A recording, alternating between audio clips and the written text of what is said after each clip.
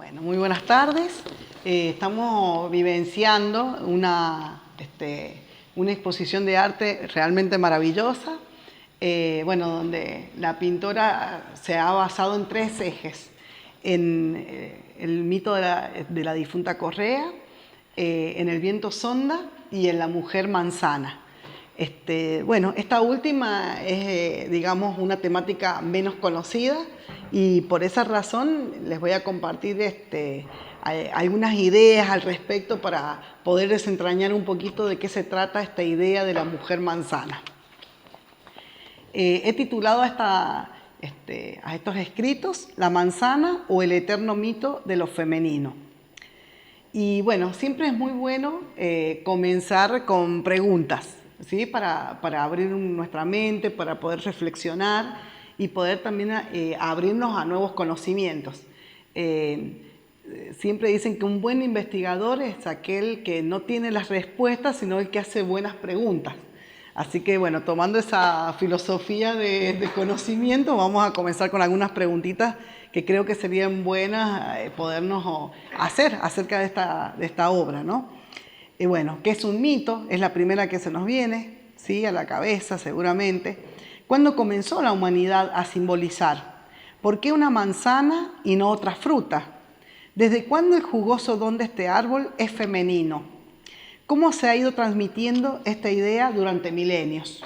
¿Sí? Esas son algunas de las preguntitas que a mí se me han ocurrido y bueno, luego me gustaría escuchar las que se les generen a ustedes, ¿no? Bueno, José Eduardo Cirlot cita a Diel para aclarar el origen del símbolo, quien afirma que el símbolo es a la vez un vehículo universal y particular. Universal pues trasciende la historia, particular por corresponder a una época precisa. Sin pretender analizar cuestiones de origen, consignaremos que la mayoría de los autores están conformes en situar el principio del pensar simbolista en una época anterior a la historia, a fines del Paleolítico. Si bien hay indicios primarios, espolvorear con ocre rojo los cadáveres, muy anteriores.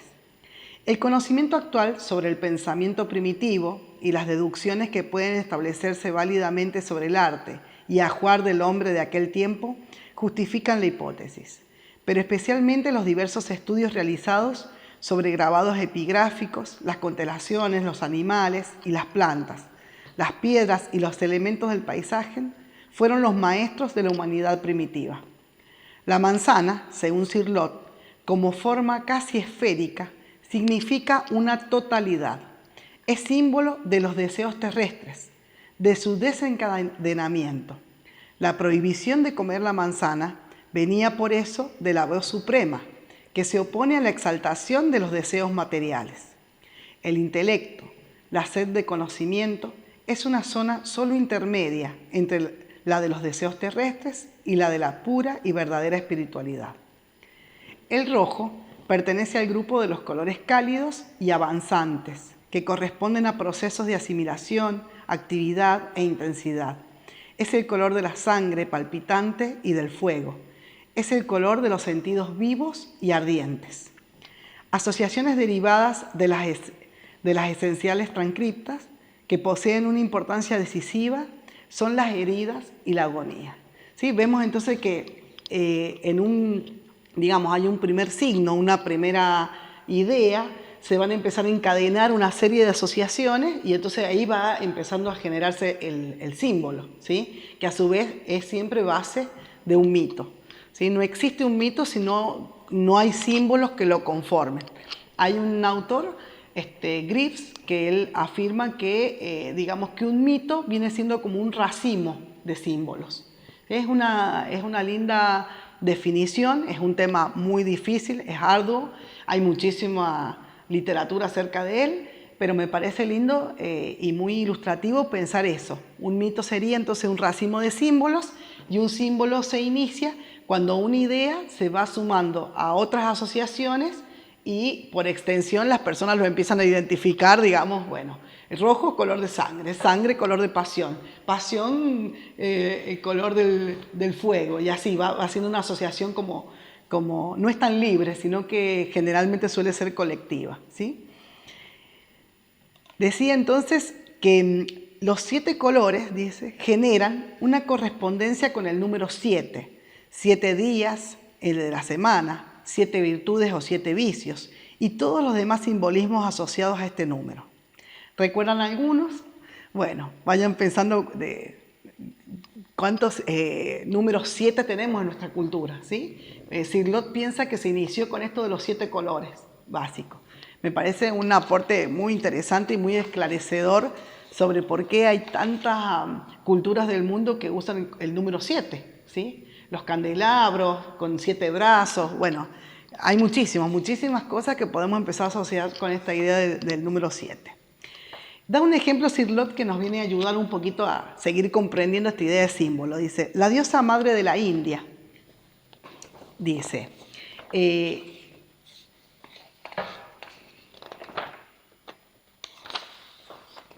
se representa de color rojo, en contradicción aparente con el blanco, que suele ser el matiz femenino, por asimilarse al principio creador, ya que el rojo es el color de la actividad per se y de la sangre.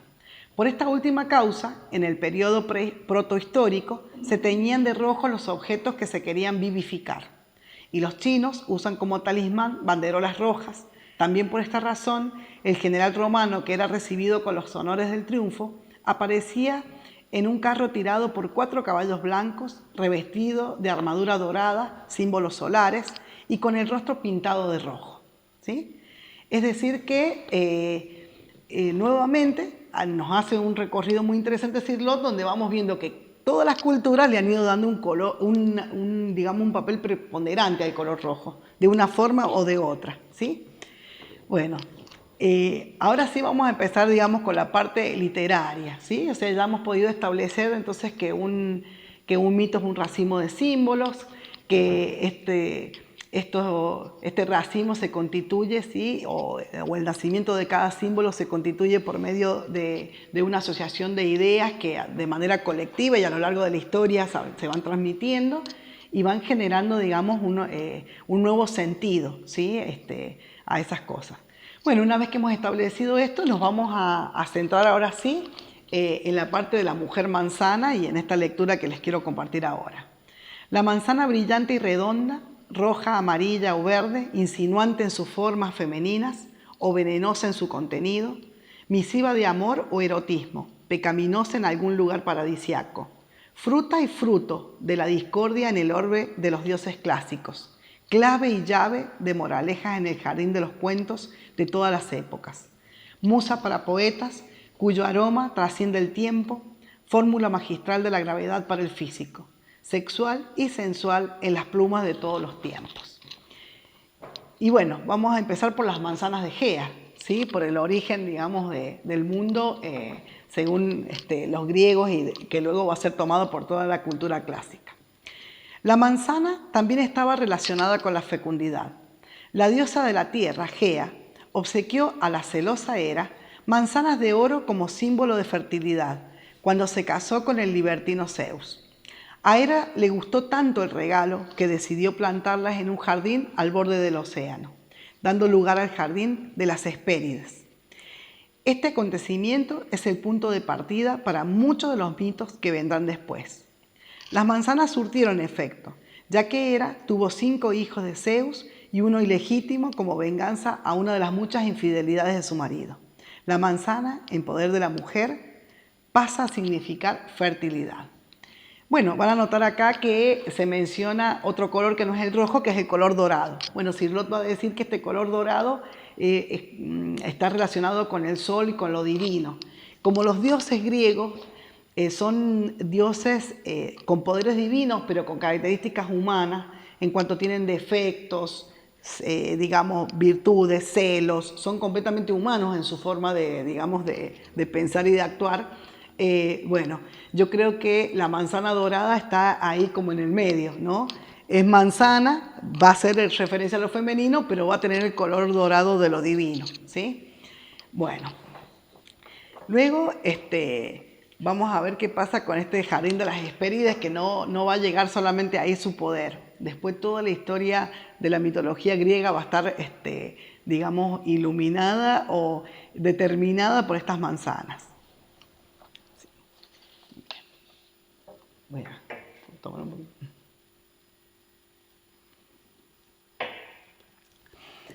El jardín de las Hespérides, como acabamos de decir, era el huerto de Hera, formado gracias a las manzanas de su regalo de bodas.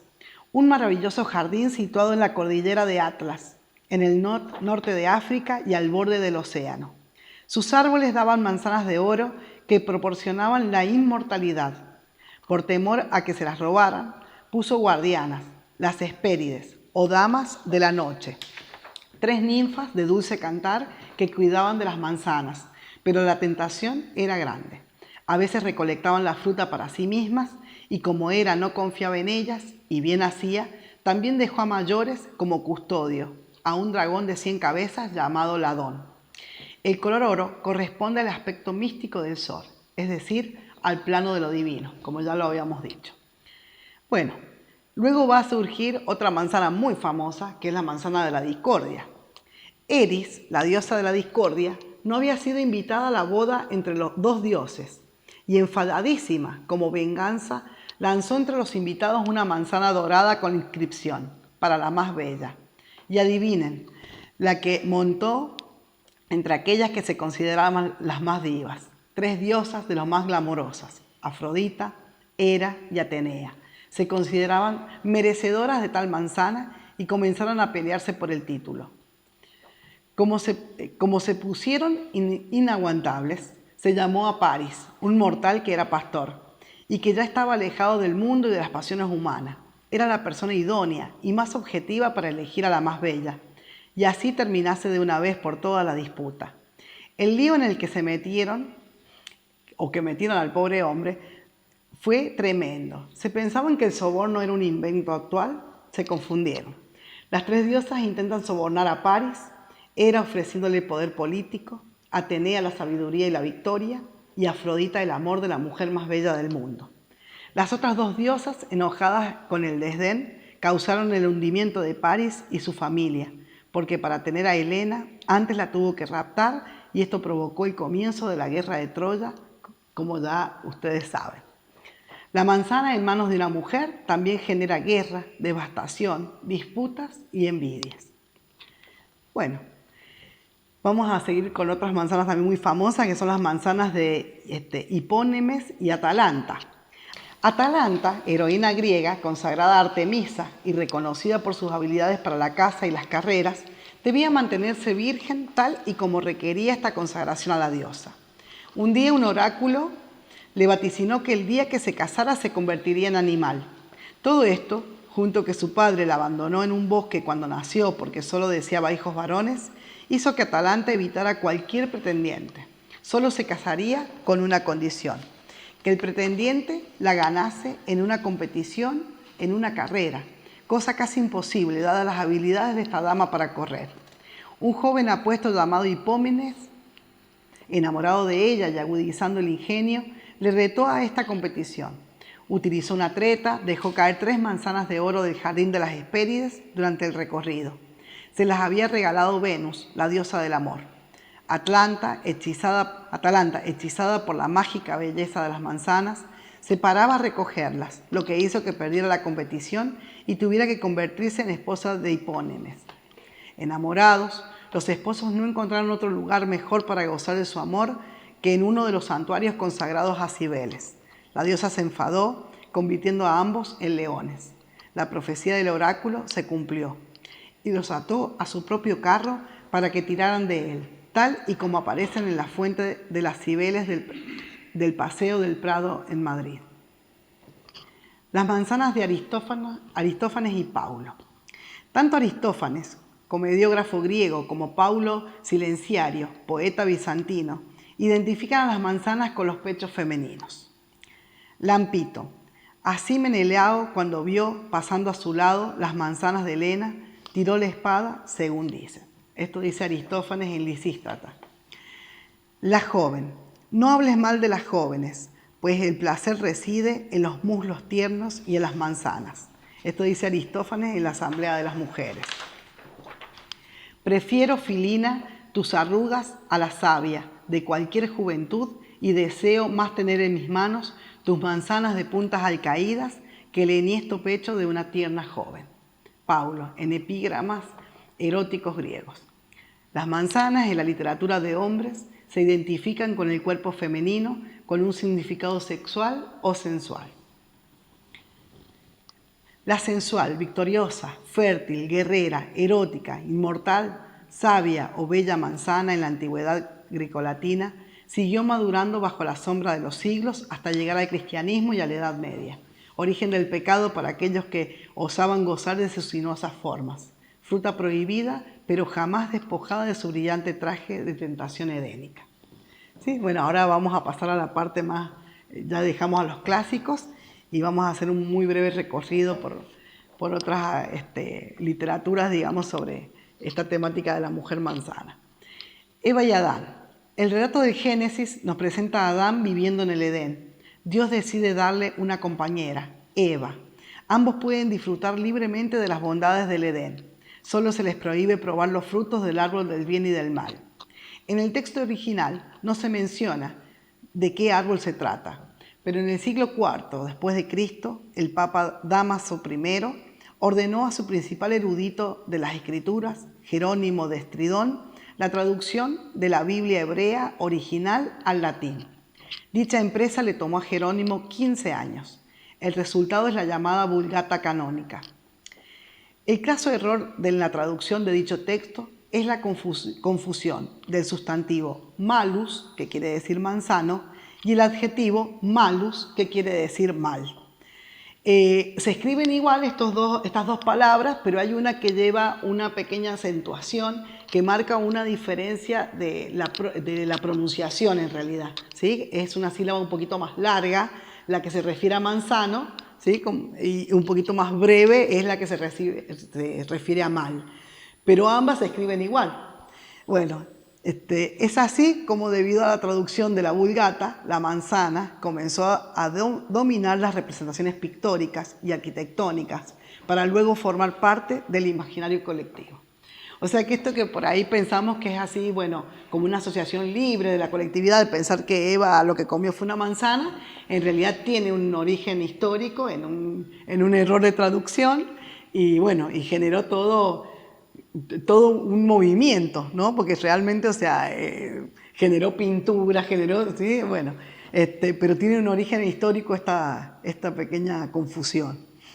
Bueno, no quería dejar de tomar a la mujer manzana cuando se refiere a la muerte, ¿sí? Como para completar un poco este ciclo de mujeres manzanas. Y bueno, quería traer a colación las palabras de Liliana Bodoc en la saga de los confines, ¿sí? Donde la vieja Kush nos dice acerca de la muerte. No te asustes cuando escuches su nombre, ni la culpes por hacer lo necesario. ¿Conoces a alguien a quien le agrade comer manzanas que pendan años y años de los árboles? Tampoco lo conozco yo. Y dime, ¿cómo nacerían manzanas nuevas si las que ya cumplieron con lo suyo no dejaran sitio en las ramas?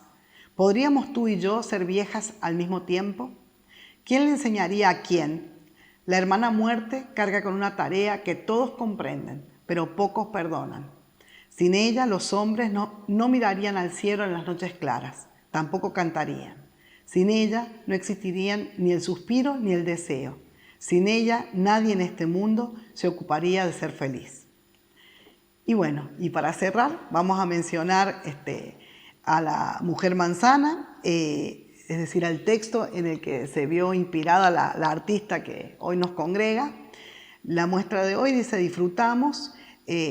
disfrutamos se basa en un texto sencillo que circula de forma fluida por el ciberespacio, pero que seguramente tocó algún profundo tejido de la pintora para generar esta obra maravillosa. Las mujeres son como manzanas en los árboles, las mejores están en la copa del árbol. Bien. Ahí ya terminé. Bueno.